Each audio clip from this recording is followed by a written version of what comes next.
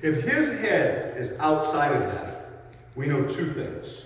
One, he's very weak there. So if I reinforce, just get it back now, get it back, it's very, very hard for him to do that. Very little energy output from me, because balance is power. I am not a stronger person pound for pound than Mr. Camacho, but I position myself in such a way where, I could poke the tree and the tree falls down because the tree itself is so compromised.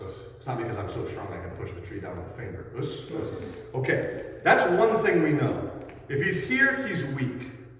But we also know from a live fighting situation, if he's here, he's not going to want to be there. Right. He is, in fact, going to want to come back.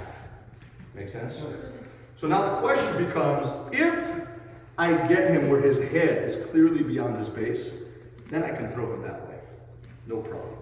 But if he starts to fight, maybe I was a little off, and his head now is clearly within his base, short of me doing something to get his head back out there, don't let me move you that way. He's strong here. He's not going to let me go that way.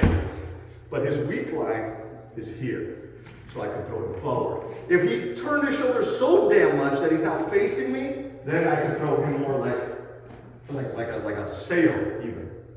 Does that make sense? Or even a full ippon or whatever I have in there. Are we making sense?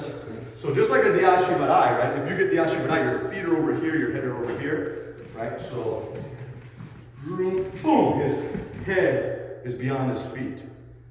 Then he can be thrown this way, even though it's not his weak line. It's not his weak line, but he is weak.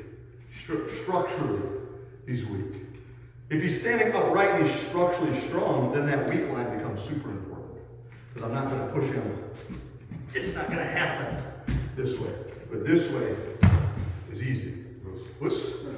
So as a Jukidoka, you have to be able to be in those moments.